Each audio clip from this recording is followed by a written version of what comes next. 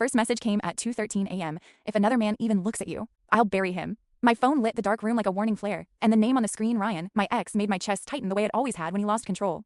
I thought leaving him would end the nightmare, but Ryan believed leaving was a challenge, not a decision. For weeks he appeared everywhere, leaning against his truck outside my job, sitting in the back booth of my favorite cafe, watching silently like a hunter who had already chosen his prey.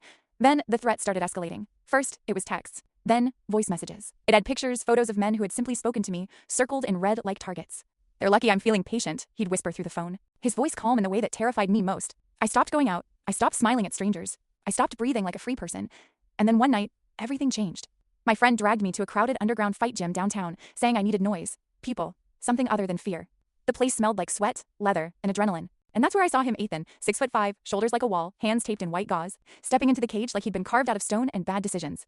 When the bell rang, the crowd roared, but Ethan was silent, calculating, the kind of man who didn't move unless it mattered. He won in 30 seconds. One strike, one submission. The other guy tapped like his arm was about to snap in half. When Ethan stepped out of the cage, our eyes met for a second too long. And something strange happened. I didn't feel afraid anymore. We started talking after that night. Coffee turned into late night drives. Late night drives turned into something deeper. For the first time in months, I felt safe, until Ryan found out. The message arrived again at 2:13 a.m. like clockwork. "You think a new guy scares me?" A photo followed, Ethan leaving the gym. Taken from across the street, my blood went cold. Ryan had been watching. 2 nights later, I was leaving Ethan's apartment when headlights cut across the parking lot, and Ryan's truck rolled in slow, engine growling like it was hungry. He stepped out, smiling the same empty smile I remembered, hands in his pockets like this was a casual visit. "So this is the guy?" he said, looking Ethan up and down. "Hope you know she's bad luck." The air went tight, like the moment before a storm breaks.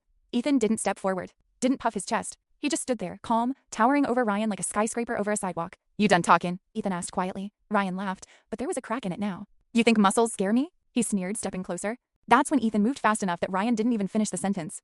One hand caught Ryan's wrist in mid-gesture, twisting it just enough to make him gasp. Not breaking it, just reminding him it could be broken.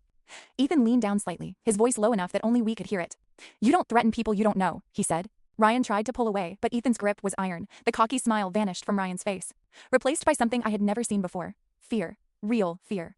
Ethan let go after a second, and Ryan stumbled back, rubbing his wrist like he'd touched a live wire. "Next time you follow her," Ethan said calmly, "you won't be able to drive away afterward." Ryan didn't answer. He just backed toward his truck, eyes flicking between us like he was recalculating the entire universe. The engine roared to life, and he peeled out of the parking lot, tires screaming against the asphalt. The silence afterward felt unreal. My hands were shaking, but Ethan just looked down at me and asked softly, "You okay?" And for the first time since Ryan had ever entered my life, I actually was. Because some monsters only understand fear, and that night, Ryan finally met someone scarier than himself.